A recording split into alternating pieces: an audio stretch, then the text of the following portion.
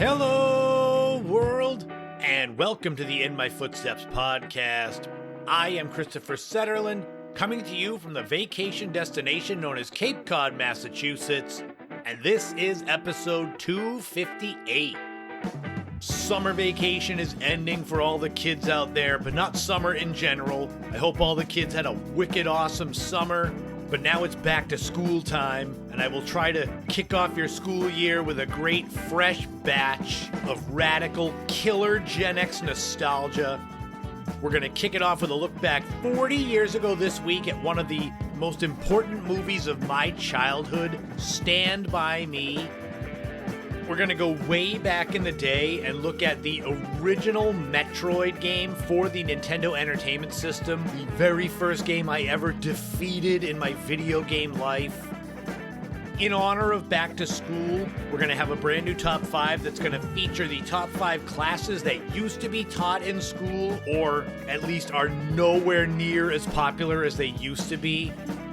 And there's going to be a brand new This Week in History and Time Capsule in conjunction with Stand By Me. We're going to look back at the life and career of actor River Phoenix as he would have celebrated his 56th birthday this week. All of that is coming up right now on episode 258 of the In My Footsteps podcast. Yes, it is back to school for a lot of kids. I know on Cape Cod it is next week. We always used to go back to school the Wednesday after Labor Day, I believe. But throughout a lot of the United States, kids are going back to school. I don't know those of you that are listening all around the world when you start your school year. But wherever you are, whatever you're doing, I hope you're having the best day, the best week. And I thank you so much for tuning into the In My Footsteps podcast, my little show about Gen X nostalgia and pop culture. Hosted by me, a middle-aged Gen X man. And oh boy, do we have a very 80s-centric show this week. But before we get into the meat of the podcast sandwich, you know I can't start my show off without thanking my Patreon subscribers. Thank you so much to Lori, Mary Lou, Ashley, Kevin, Leo, Marguerite, Neglectoid, Crystal, Matt, Dr. Shrimp Porto Chico. You are my biggest supporters, my biggest backers, those who literally put their money where their mouth is to support me, my content, my never-ending quest to be a full-time, self-employed content creator. I think I mentioned this on Patreon, but I'll mention it here as well. You Patreon subscribers get an even bigger shout-out this week because your donations for your memberships are being used partially towards the budget of my feature film, The Cabin. So when the time comes that it's finished and edited and ready to go to DVD, Blu-ray, streaming, and theatrical release, I will be hitting you up because your names will be mentioned in the thank yous. So Dr. Shrimp Porto Chico, if that's what you want your name to be in the credits, I will put it there. If you want to become a Patreon subscriber and get shout-outs on the podcast and maybe get in the thank you credits of my next film, you can do so. I have several tiers. I even have a free tier where you can kind of check out what I do over there. If you become a member expecting to be in the credits of my next feature film and I don't make one, there's no refunds. But enough jokes. Gen X nostalgia and pop culture is a serious topic to talk about. We all have core memories from our formative years. For me as a child of the 80s, one of my big memories is this movie we're going to talk about to kick off the show. That adventurer's soul that a lot of us Gen Xers had, just being out and away and just exploring the world, comes to life in this movie. So let's kick off episode 258 as we look back 40 years at the release of the epic movie Stand By Me. Growing up in the 1980s on Cape Cod, I found myself outside exploring with my friends so much. We truly were the last generation of get out and don't come home until the streetlights come on. During that time period, there were two movies that really spoke to my sense of adventure. One was The Goonies, which I did a full segment on its 40th anniversary back in episode 198, and the other was Stand By Me. I was 8 years old when Stand By Me came out in August 1986, and although I didn't see it in theaters when it first came out, from the moment I first watched this film, all I wanted to do was grab 3 friends and go wander the nearby railroad tracks. Stand By Me, the film, was directed by Rob Reiner and based on Stephen King's 1982 novella called The Body from his collection Different Seasons. The simple description of the movie is 4 12-year-old boys go looking for the body of a missing boy by hiking the railroad tracks. But in the end, the film is so much more. It's so much deeper about friendship, grief, growing up, and that strange moment when you realize childhood isn't going to last forever. By the early 1980s, Stephen King was already one of the biggest names in American literature. He wrote horror stories like Carrie, The Shining, Salem's Lot, The Stand, and Cujo. But Stephen King, living in Maine, was fascinated by small-town life and childhood in general. When he published Different Seasons in 1982, the story The Body, which was included, wasn't really a horror story. It was more of a dark coming-of-age story about 4 boys who venture into the woods in search of a dead body. Originally, when it was going to be made into a movie, they were going to call the film The Body, but filmmakers felt that title made it sound more like a horror film. They eventually changed it to Stand By Me, taking the title from the classic Ben E. King song from 1961. It ended up being the perfect title, because it's not really about finding a body. It's about 4 friends standing by one another during one of the most important experiences of their young lives. Rob Reiner by this point was already well established as meathead Mike Stivic from All in the Family, but he had also directed movies like This Is Spinal Tap and The Sure Thing. He immediately connected with the story. He understood that the movie needed to feel like a genuine childhood memory and not like 4 adult actors pretending to be kids. The 4 central characters were Gordy LaChance, played by Will Wheaton, Chris Chambers, played by River Phoenix, Teddy Duchamp, played by Corey Feldman, and Vern Tessio, played by Jerry O'Connell. Possibly the best part of this whole film is the connection between those 4 actors. They didn't look like friends, they acted like friends. Their genuine connection made you feel everything in every scene. Gordy LaChance, the character, is quiet, sensitive. He's also the film's narrator. He's dealing with the grief of the recent loss of his older brother, Denny. Chris Chambers comes from a troubled family with a bad reputation in town, with everyone assuming he will eventually become just like the rest of his family. Teddy Duchamp is loud, unpredictable, constantly saying outrageous things, but underneath that is a deeply troubled young child that's been abused by his mentally ill father. And Vern Tessio is nervous, overweight, frequently scared. He's also the one who accidentally discovers that the body of the missing boy named Ray Brower might be somewhere in the woods. They set off on the journey from the fictional Oregon town of Castle Rock, hoping that they discover Ray Brower's body and become famous. Hey, you guys. I bet you anything that if we find him, we'll get our pictures in the paper. Yeah, we can even be on TV. Sure, we'll be heroes. Yeah. The majority of this film is them hiking through the woods, over the railroad tracks. They walk, talk, argue, tell stories, smoke cigarettes, make fun of each other. But that's the point.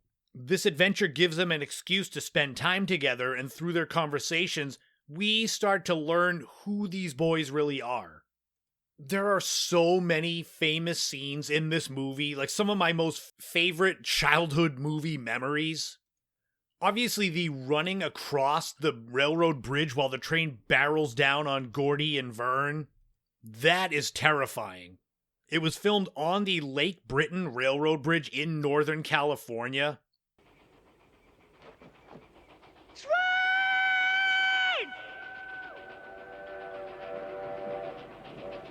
Oh, shit! Move it, man! Go on, move it! Get up, Bert! Damn it! Get up! Go, man! Shit, Bert!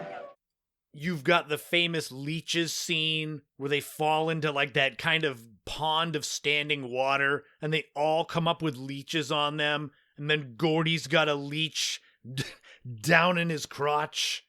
Boy, that scarred me when I saw this movie. I was probably 9 or 10. I'm like, I don't want a leech down there. Yikes.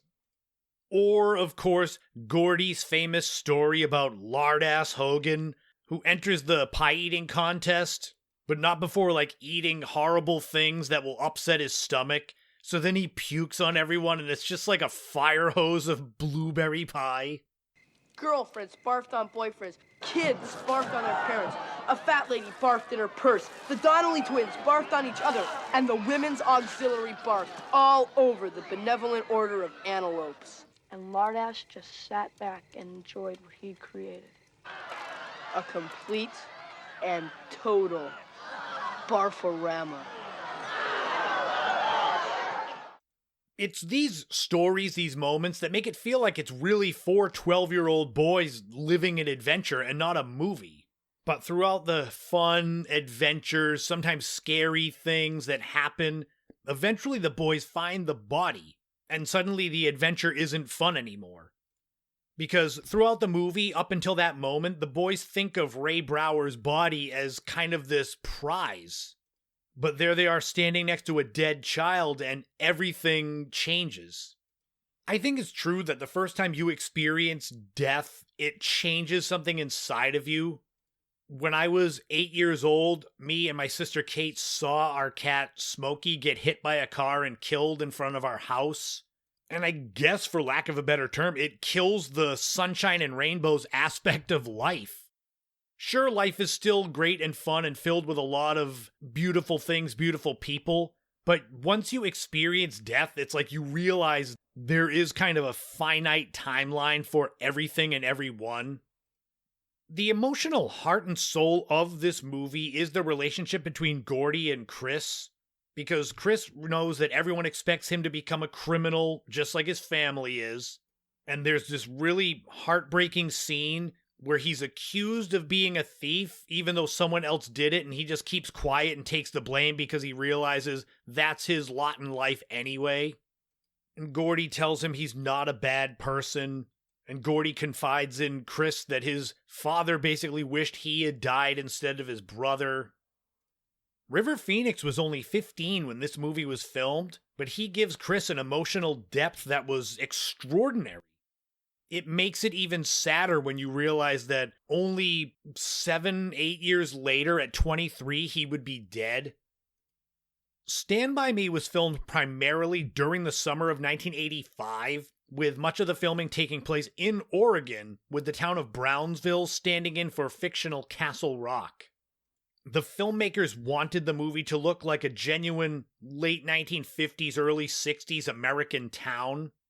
You feel it. From the moment you start in that story, it feels like you're back then.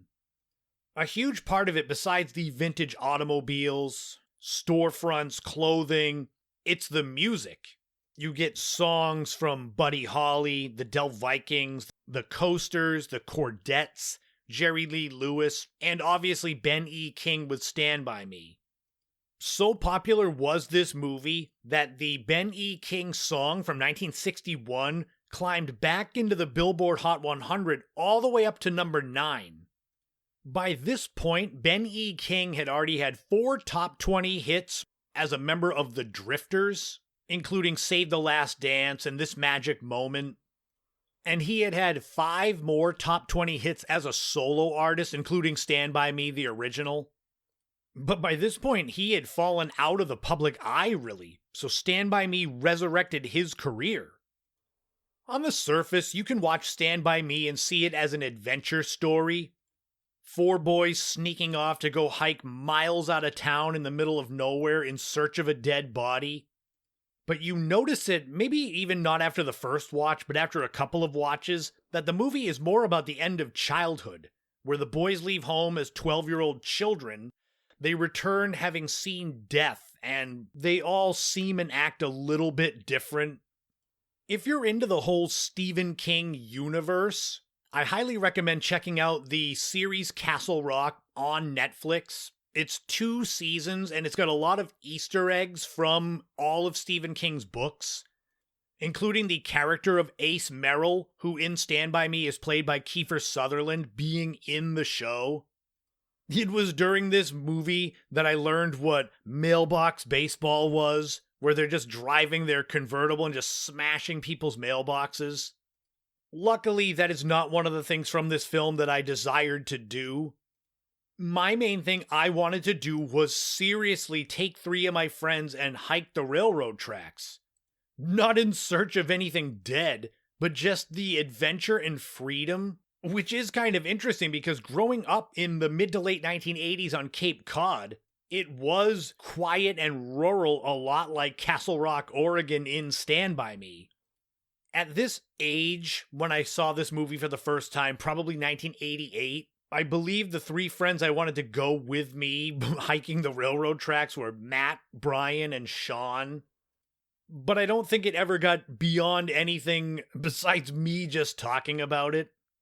Later on, when I got my camcorder in 1994, I had this idea for a skit. It would have been just stupid humor because I was 16, calling it Stand By Me Naked. It would have just been me and 3 friends, but we would have been like shirtless on the railroad tracks, making it seem like we went for a hike with no clothes. Boy, I can't get that back sharing that. No, we never filmed it because none of us wanted to do it. I had the idea and then the logistics of actually wandering the railroad tracks and trying to make it work. It is interesting to me that I found a bit of Gordy in me, mostly the writer part, and maybe the having a distant father who didn't care about me. So the more I watched this movie and the more as I grew up, seeing Gordy and his knack for telling stories made me connect more with him. I think back often to that famous line at the very end that Richard Dreyfuss, who plays adult Gordy, says, or at least types on his computer, saying that he never had friends later on like the ones he had when he was 12. What's interesting is, in a lot of ways, that's true. For me, I don't know if it is for you, but 3 very good friends that I've known since I was 12 or even earlier, I saw this past weekend. Barry, Tim, Hassan. No, we didn't talk about hiking the railroad tracks. We're all in our late 40s now. Forget it. I just find it interesting that even though this movie is from 40 years ago and set 25 years before that, the overall message still resonates. It doesn't matter what age you are, what generation you're from. At the box office, Stand By Me was a big hit, making $52 million on a budget of roughly $8 million, and it is 89% fresh on Rotten Tomatoes. Corey Feldman was already pretty well known when this movie came out, but this was kind of the big introduction for Kiefer Sutherland, and it made household names out of River Phoenix, Jerry O'Connell, and Will Wheaton. 40 years after this movie was released, it is still one of the most important films of my childhood. It really stoked the fire of my sense of adventure. It really started growing that desire to be a writer, even though The Goonies really started it. Maybe it didn't make me want to write one of these adventures, but it made me want to go have them and make memories with my friends.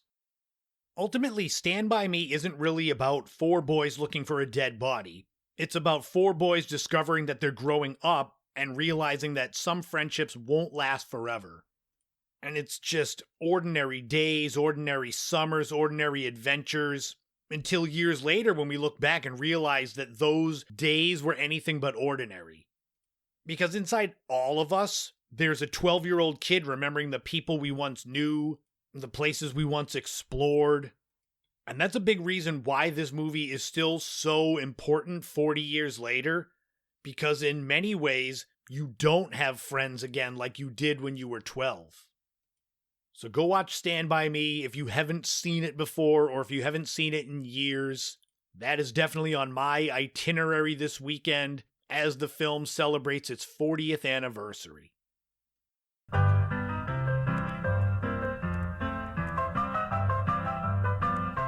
This week in history, we are going back 56 years to August 23rd, 1970, and the birthday of actor River Phoenix. This is basically a continuation of that last segment. River Jude Bottom was born in Madras, Oregon. He was the first child of John Bottom and Arlen Sharon Dunetz, who later would become known as Arlen Phoenix. River was the oldest of 5, including Rain, Joaquin, Liberty, and Summer Phoenix. The circumstances of River's childhood were highly unusual, as his parents became involved with the religious organization Children of God, a controversial missionary movement founded by David Berg. The family traveled extensively and lived in South America for a period while working as missionaries. River didn't grow up with a typical structure of a Hollywood family. There was little conventional schooling, considerable travel, and significant financial hardship. Eventually, the family became disillusioned and left the organization, returning to the United States and settling in Florida, and later moving to California, where the children began pursuing entertainment work. River was very close to his siblings, with music being particularly important within the family. River learned guitar and became a talented singer and songwriter. But this wouldn't end up being initially a glamorous Hollywood existence. It was more that the family needed money, and acting and commercial work became ways for the children to contribute financially. It was like getting a paper route in the 1980s, except the paper route is doing commercials for some product. River Phoenix had an unusually serious quality where he could project vulnerability, intelligence, and melancholy in ways that made him appear considerably older than he actually was. In the early 1980s, he started on TV with the series 7 Brides for 7 Brothers, which was during the 1982-83 TV season. And then later on in the first half of the 80s, he was on shows like Celebrity, Family Ties, Hotel. This experience made him comfortable in front of the camera by the time Hollywood really began to notice him. River Phoenix was 14 years old when he made his theatrical film debut in Explorers in 1985. This led to 1986 and his role as Chris Chambers in Stand By Me, which I really dove deep into just a few minutes ago, so I'm going to kind of gloss over that. The main thing is that his role in Stand By Me showed Hollywood that River Phoenix could carry serious dramatic material. Later in 1986, he appeared in The Mosquito Coast as the son of Harrison Ford's character. It was interesting that he repeatedly chose roles involving complicated families, alienated young people, and characters trying to understand a confusing adult world. By the late 80s, River Phoenix was a major teen celebrity, teen idol. He had the looks, the talent, he was all over magazine covers. He starred in films like Running on Empty in 1988, then later on A Night in the Life of Jimmy Reardon, Little Nikita. I'd say after his role as Chris Chambers in Stand By Me, his most recognizable mainstream role might have been 1989 when he was young Indiana Jones in the Indiana Jones and the Last Crusade film. I mean, it wasn't a big role, but it was a major film. Many critics and fans consider the peak of River Phoenix's short career to be My Own Private Idaho in 1991. It's a highly unconventional film combining Shakespearean elements, experimental filmmaking, road movie conventions. By mid-1993, it felt like River Phoenix was going to be a major Hollywood player for decades to come. He was making hugely profitable films. He was making music. He used his celebrity for environmental and animal rights causes. But sadly, behind the scenes, his problems with substances were growing. and people didn't understand the full depth of how bad it was. On the night of October 30th, 1993, River Phoenix went to the Viper Room in West Hollywood, California, a club that was co-owned by actor Johnny Depp. At some point during the night, Phoenix ingested a combination of drugs, with cocaine, morphine, and possibly other substances found in his bloodstream. He became seriously ill outside the club and was pronounced dead in the early morning hours of October 31st, 1993, dying at the age of 23. It was sad and shocking, as he was already an established movie star with an Academy Award nomination, but ultimately, River Phoenix's story ends with the what might have been. Even today now, he would only be in his mid-50s. Who knows what films he could have done throughout the rest of the 90s and through to now. You could easily have seen River Phoenix follow a path like Ethan Hawke, Johnny Depp, or Sean Penn, who used mainstream recognition as a way to do increasingly unconventional work. But now, River Phoenix is remembered as kind of a myth in Hollywood. He's been dead a lot longer than he was alive. He's frozen forever at the age of 23. And again, it comes down to not the question of why did he die, but the question of what might he have become. And that's the question, unlike the circumstances of his death, that has no final answer. And we celebrate the birthday of River Phoenix, who would have turned 56 years old this week. It's time for a brand new time capsule.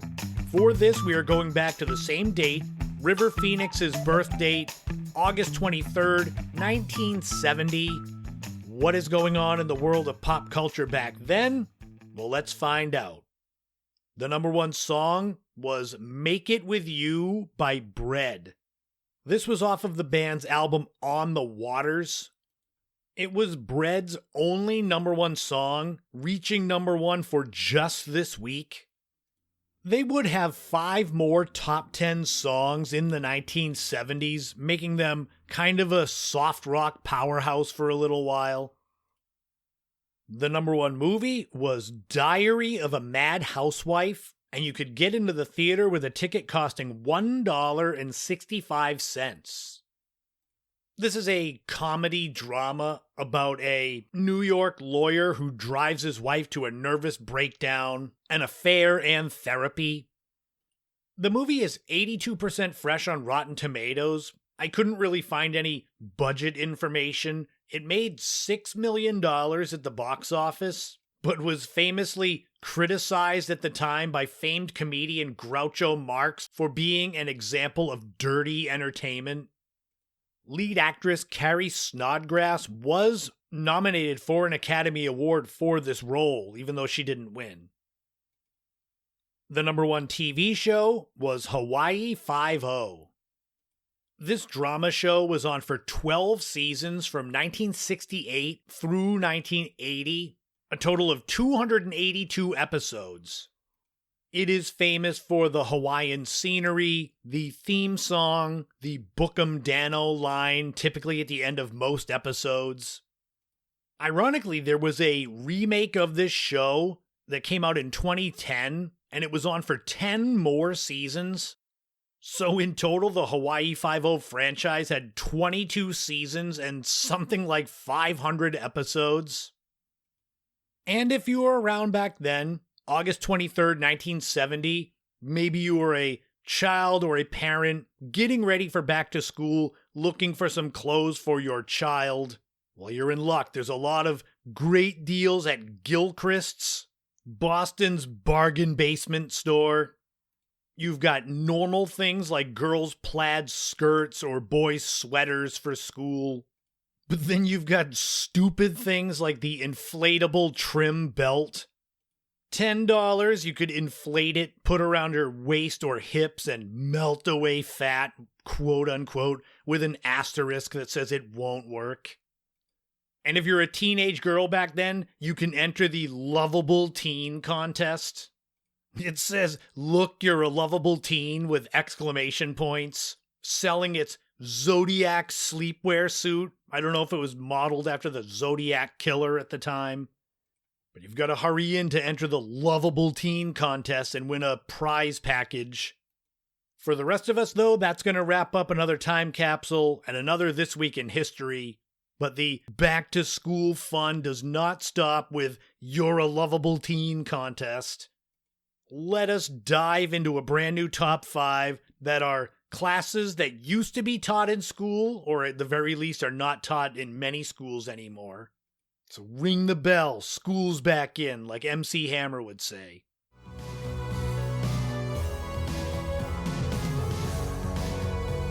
A funny thing about as you age, things change in the world. I know that's very simple, but the idea that things that were common when you were a child end up becoming, I guess, not as common as you age is just weird. That's where this segment comes in. This top 5 classes that either used to be taught in school or are not taught as much as they used to be. The jumping off point for this segment in particular was one that will be in the top 5, a class that I had in elementary school that I am almost positive is not taught anymore because it's almost irrelevant. Then I started diving deeper into other classes that either are seriously phased down or just are not part of the curriculum anymore. I mean, you'll always have science, math, reading, English when you're younger, social studies. But these here are the classes that, if you're in school now, you probably will never have heard of. If you're my age and you were in high school in the 90s, you might remember some. And then some of these, you probably would have had to have been even older than me to remember them being a common part of your school life. As with most of these top 5s, there are some honorable mentions. The top 5 itself is in no particular order. So let's get into this. Classes that used to be taught in school.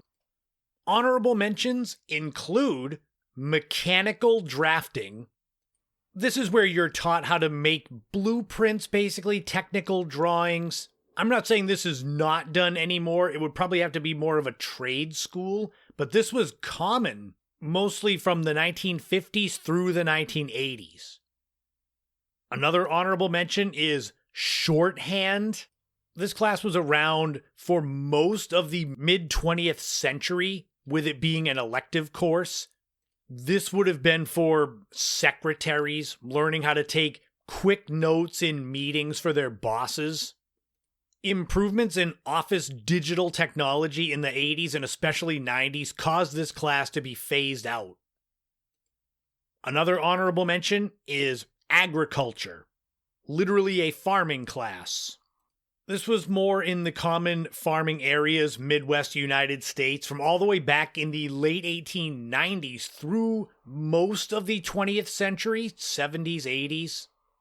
This is one that is not out of school curriculums. It has been seriously phased down, but it's nowhere near as important as it was 50, 70 years ago. Another honorable mention is bookkeeping. This taught students how to record, organize, and manage a business's daily financial transactions. It was around in the 19th century, most of the 20th century, with it slowly being phased out in the later 20th century, again with improvements in computer technology. And the final honorable mention is consumer education. I had this class in 9th grade. It was known as managing your money. Our high school football coach was the teacher. Shout out to Coach Al. I wonder if you can still bench 225 without a warm-up. This was what you thought it was. Taught you how to manage your money. You got fake businesses, fake jobs, checkbooks, teaching you how to be fiscally responsible. This was big in the mid-20th century through the late 20th century, 1990s. It was phased down. It is actually starting to make a comeback, which is always good. You want people to be smart with their money and know what they're doing. But those are the honorable mentions, including one that I actually had. But let's get into the actual top 5 with, I believe, all 5 of these that I had. So, Top 5 classes that either used to be taught in school or are seriously phased down. We start with an obvious number 1, and that is shop class.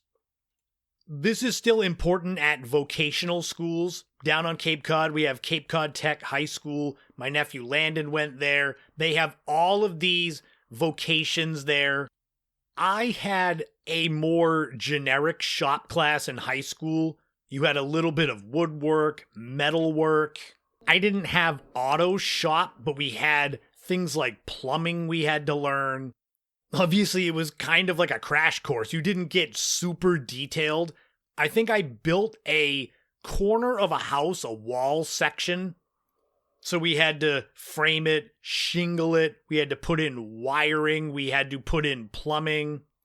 Again, this is not gone from schools, but it is seriously phased down.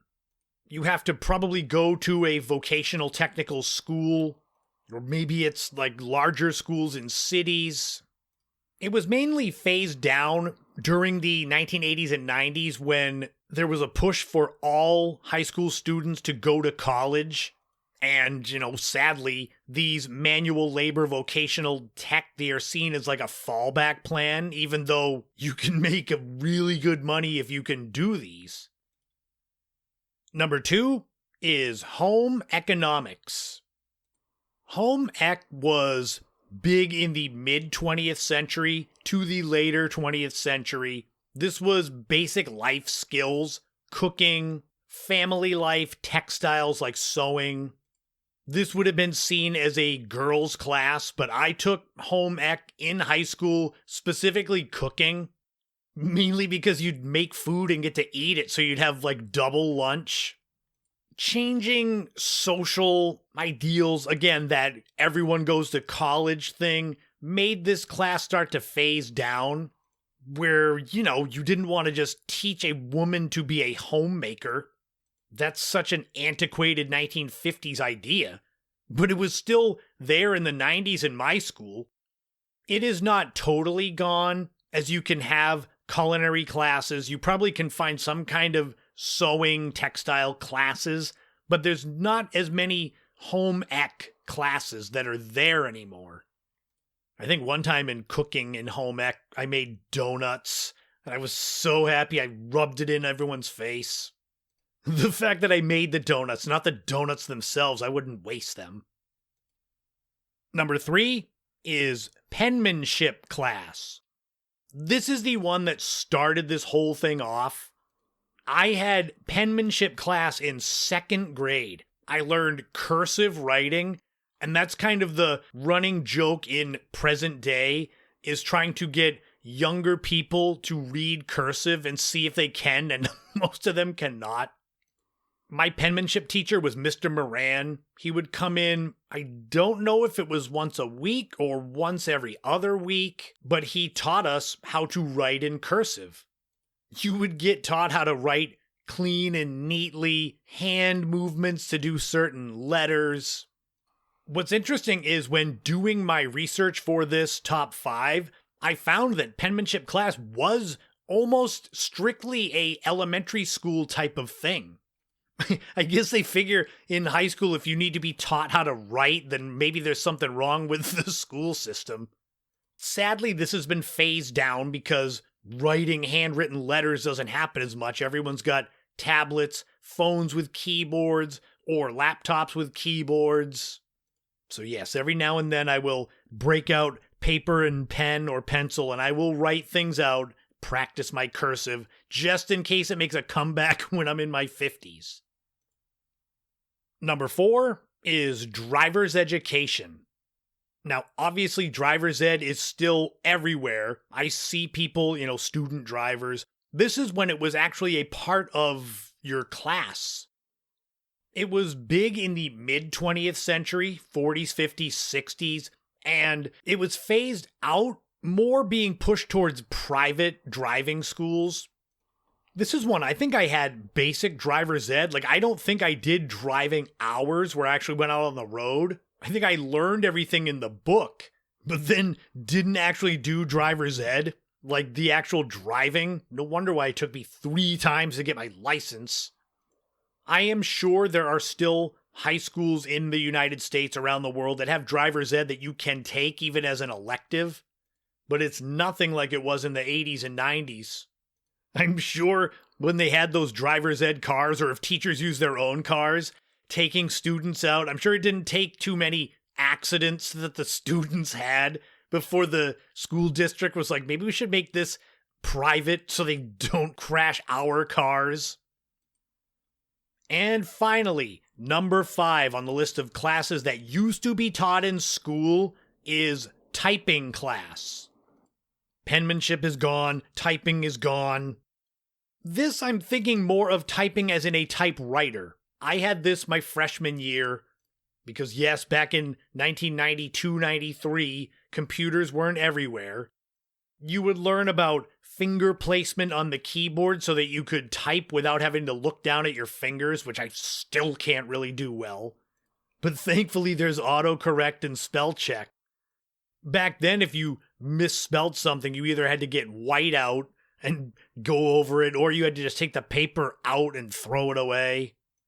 This was big for most of the 20th century, being phased out in the mid to late 1990s as computers rose. I'm sure there are still some basic computer education classes that might teach you how to use the keyboard, but there's not a dedicated class for typing. I can still remember not only the sound of all of us typing, just jackhammers echoing off the walls, but learning the layout of the keyboard. How many of you that took typing remember the QWERTY UEOP, the name that was made from the first top row of letters? Like it was a character.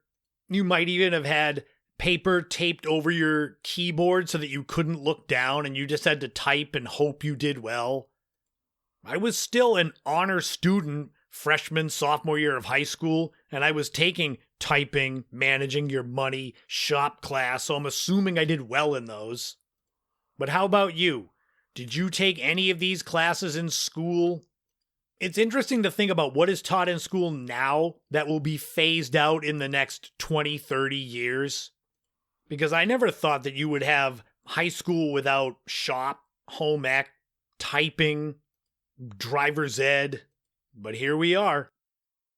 But let's take a trip away from classes that used to be taught in school and go back to the very first video game that I taught myself to beat. There's a okay segue.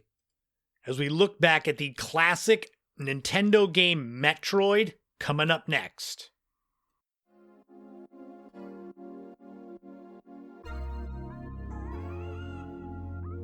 You never forget your first time. It's really exciting. You're typically in your bedroom, trying to figure out exactly what to do with your hands, your fingers, how to move. You've got to breathe right. You've got to try to think about what you're going to do next. The anticipation builds. Your heart rate goes up. Beads of sweat form on your forehead, maybe on your palms. And then just when you think you're going to fail, there's the climax, and it's all over. Of course, I'm talking about defeating a video game. I don't know what your dirty minds were thinking about. Ah, yes, I remember my first time. I don't remember exactly where, but I do remember the name. The game was Metroid. I was probably 11 years old. And it's true, you never forget the first video game you defeat. If you were a kid growing up with a Nintendo in the late 1980s, there were probably a certain few games that ended up becoming your firsts. Super Mario Brothers, Legend of Zelda, Mega Man, Castlevania. I mean, you couldn't really beat Tetris. It just kept going faster and faster until you basically stroked out and lost. For me, that game was Metroid. The original game was released in August 1986 for the Famicom in Japan, and then released in August 1987 in North America. The idea with Metroid was to create something different from the typical action platform game. Super Mario Bros. And Legend of Zelda had shown players that exploration could be just as important as action. Metroid was basically a science fiction version of those ideas of exploration. Instead of progressing through simple series of stages, you would explore one big connected environment, which, yeah, today it sounds simple, like every game that's made. But back in 1986, it was a radical idea. It wasn't point A to point B. You were trying to understand the whole world. One of the biggest influences on the game Metroid was the 1979 science fiction horror classic Alien. I mean, the similarities are pretty obvious. An isolated environment, strange alien organisms, biological horror, and this atmosphere of constant danger. And a powerful female protagonist, which you didn't know until you beat the game. The developers of Metroid have acknowledged that Alien is an important influence and even name one of the game's major villains, Ridley, which is commonly associated with director Ridley Scott. At the center of Metroid was the hero, the character named Samus Aran. If you played Metroid in the late 1980s, you probably didn't know much about Samus, the character. All you knew was that it was a mysterious warrior in a giant armor suit with an arm cannon. They could jump enormous distances, could turn into a ball and just drop bombs repeatedly. Only when you defeated Mother Brain at the end did you get let in on one of the biggest twists in early video game history. Samus was a woman. I remember the exhilaration of defeating the game and watching the end credits and then seeing Samus without her helmet and her long hair and just being like, what? The game intentionally allows you to assume that the armor-plated bounty hunter is a man.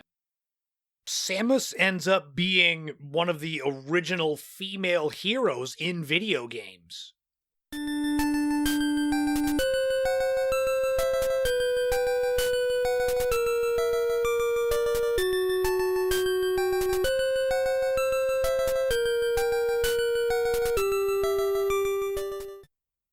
The world of Metroid takes place on the planet Zebus, and Zebus isn't a typical video game world. You don't have towns, there aren't friendly characters standing around telling you where to go, there's no shops, there isn't a guide telling Samus, here's what you should do next.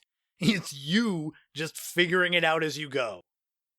There were major areas named Brinstar, Norfair, Kraid's Lair, Ridley's Lair, and eventually Torian. And these areas aren't separate levels, they're all connected, and that's the important part, is you have to discover the passage to get through. Later on, you'd find some item that would give you a new ability, you would remember that passage that you found, then you go back, and now you can go through it. And that's the basic formula of Metroid. The power-ups were one of the big things about Metroid. Samus begins the game with limited abilities, but then you discover upgrades that permanently change what she can do. There's the Morph Ball, which allows Samus to curl into a ball and enter tiny passages. There's the Missile System, the Ice Beam, the Long Beam, which increases the range of her weapons, the High Jump Boots, the Varia Suit, the Wave Beam, and eventually the Screw Attack, which was always cool. All these power-ups changed the way that you interacted with the world, and that was the key. Some ability that you found early in the game might suddenly make an area you couldn't get into before accessible. One major thing that made defeating Metroid so enjoyable was the fact that you didn't have a map. You had to remember where you'd been, you had to remember where you got stuck, you had to remember where there were suspicious walls. I never wrote down the stuff that I found, but I'm sure there were people that were playing the game in the late 80s that had a notebook to draw the map or write down directions on where to go. I did have those experiences, though, where you'd be playing for a while and you'd go back to a place that you had been before and now you could go in. It gave you that feeling of accomplishment, even if you were far away from defeating the game.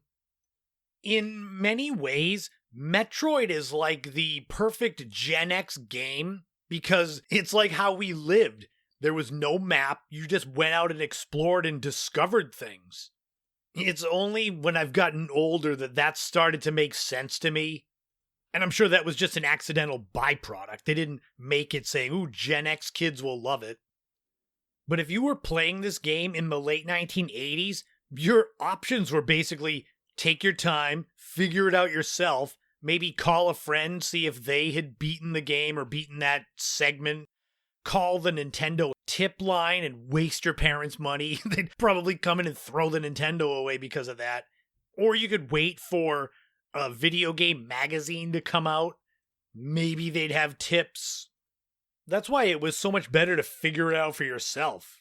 Your parents had probably bought the game for you, spending, I don't know, somewhere between $30 and $40 for Metroid. Then you want to ask them if you could call a helpline for video games or get a game magazine. You would have to earn it with your allowance. The challenge is Metroid. The power is Nintendo. Defend the planet Zebus against the evil Mother Brain. It's survival or destruction. Do battle or die. Metroid only from Nintendo. Another big part of Metroid was the sound. The game's music was created by Hirokazu Tanaka, and he deliberately avoided making the soundtrack sound like a typical cheerful Nintendo game. Instead, much of the music is eerie and atmospheric, unsettling. It was meant to make the planet feel alive and mysterious. It's not a colorful amusement park world. It is an alien world, and it should feel that way. Eventually, you either read the instructions or you just figure out on your own why you're on planet Zebus. The space pirates have been experimenting with creatures known as Metroids. These strange floating organisms, they attach themselves to living creatures and drain their energy, and the space pirates want to turn them into weapons. It's another interesting facet of the game. Not only is Samus a female hero, but the Metroid creatures themselves aren't the villains. They're creatures being exploited by space pirates. To reach the final area, Samus has to deal with 3 major enemies. First is Kraid, a gigantic creature, one of the space pirate leaders. It's kind of like a spiky-looking dinosaur, closer to like Godzilla with a shell, but spiky. There's also Ridley, who's another space pirate commander, who would eventually become one of the most recognizable villains in the history of Nintendo. In the original, Ridley is a pixelated purple, kind of like the xenomorph alien, but with a long tail and wings. I mean, I guess they're kind of similar. And of course, the big boss is Mother Brain, the intelligence behind the operation. It's kind of a reddish clump inside this see-through chamber that opens a little bit and you have to shoot into it when it's open.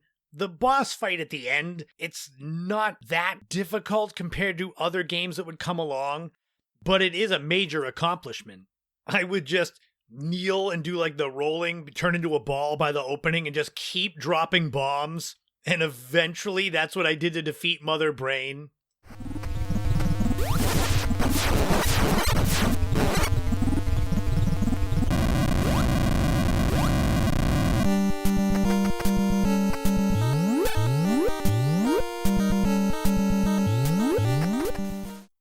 So then you think it's over, but after Mother Brain is defeated, the whole base begins to self-destruct. So you go from carefully wandering around, trying to find your way, and now you've got to get the hell out of there fast before everything blows up. It makes all of that exploration at the beginning work out, because everything you learned about Zebus helps you to escape it. That's when you get out and you see Samus with her helmet off and her flowing long hair, and it blew my mind because I was of the mindset that every hero in an adventure video game was a man. Another big thing that was interesting about the difference between the Japanese and American versions of Metroid was the Japanese version used the Famicom disk system and you could save your progress.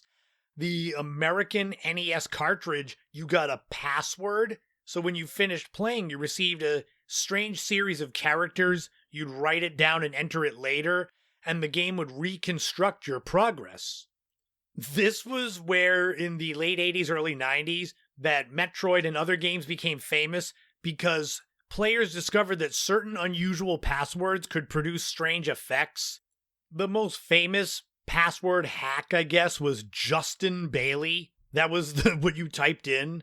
This made it where Samus would appear without her natural armor. So even if you didn't defeat the game, there was a way you could see Samus as she was meant to be. There was Narpas Sword Zero, I believe is what it was. That was the infinite lives, max power. The cheatiest of the cheat codes. Even though I used the Game Genie, cheat code generator that came out in 1990, I did not use it for Metroid. And yes, at some point in the future on the podcast, I will do a full segment about the Game Genie, the original hack for all the video games. There have been far better games than Metroid that have come after. I mean, the controls are primitive compared to things that came out 20, 30 years later. The world can be confusing. Some secrets you have to really look hard for. They're so obscure. The password system is cumbersome. It was nonetheless very important because Metroid fundamentally changed the way developers thought about progression in games. The original Metroid led to Metroid 2: Return of Samus on the Game Boy. Then there was Super Metroid for the Super Nintendo in 1994, which was kind of the original concept, but refined into one of the most critically acclaimed games ever made. It's amazing looking back 40 years at the original launch of Metroid, how it became one of the biggest games for Nintendo with all the technology or lack thereof in the 80s. No cinematic cutscenes or voice acting, no huge detailed map or online guides. It was just you as this tiny armored character on a strange alien world, you discovering everything, figuring out the world for yourself. Like I said, it's like the Gen X game, at least in spirit. I wonder what the mother brain that we have to defeat as far as Gen X goes. It was my first game I ever defeated. I'll never forget it. It is one of my favorite games for any video game console. You got to hear little bits and pieces of music and sound effects.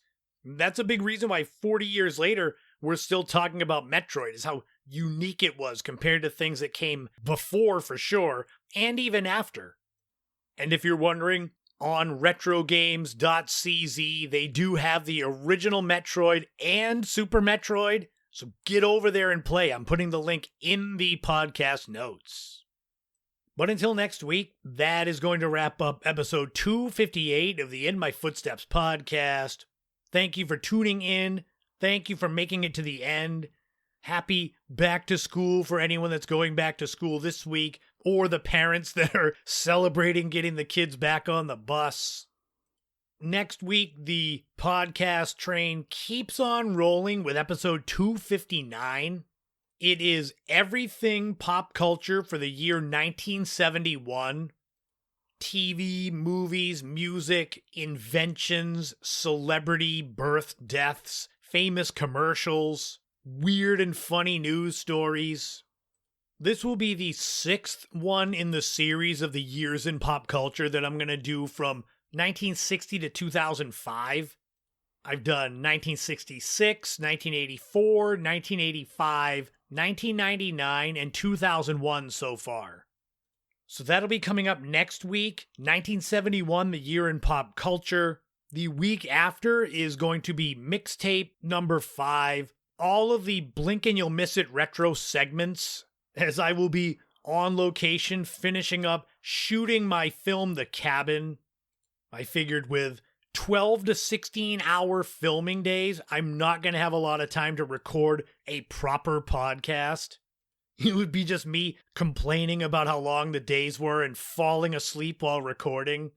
That would be good for bloopers and outtakes in the future, but not actually to listen to. But don't worry, after that we return to normal for a while. Episode 260 will be the week after. And by that point, we'll be staring fall in the face. Man, time does go by faster the older you get. I don't think it's just in my head. Even though kids are going back to school this week or next week. There's still summer left, so get out there and enjoy it if you can. If you enjoy my work, my podcast, the rest of my content, books, videos, blogs, you can support me on Patreon. I've got multiple tiers. You can buy me a coffee. I've got links in the podcast notes for both. I'll have news coming up in the next few weeks about my next book event. I know it is at the Brooks Free Library in Harwich. I'm just not positive of the date yet. As long as they tell me a little bit ahead of time, I'll be fine, and not the day of. Happy birthday this week to my oldest friend, Barry. I have known him for 40 plus years now. It was great getting to see him not that long ago. I actually did a full episode dedicated to him, episode 108. It wasn't just an hour of me talking about him, but it was things relevant to him, his life. There was the first X Games, weird Rhode Island laws, because he lives in Rhode Island, so I wanted to make it kind of connected to him. So happy birthday to Barry. Happy birthday to anybody else out there who's celebrating this week. I hope that this podcast has been almost as good as whatever gifts you might get. In keeping with the back-to-school theme, it is time for the bell to ring and dismiss you all back out into the world. So I will just end this off as I always say. Remember, in this life, don't walk in anyone else's footsteps, create your own path, and enjoy every moment you can on this journey we call life, because you never know what tomorrow brings. Thank you all again for tuning in. This has been the In My Footsteps podcast. I am Christopher Setterlin. You already knew that. I'll talk to you all again soon.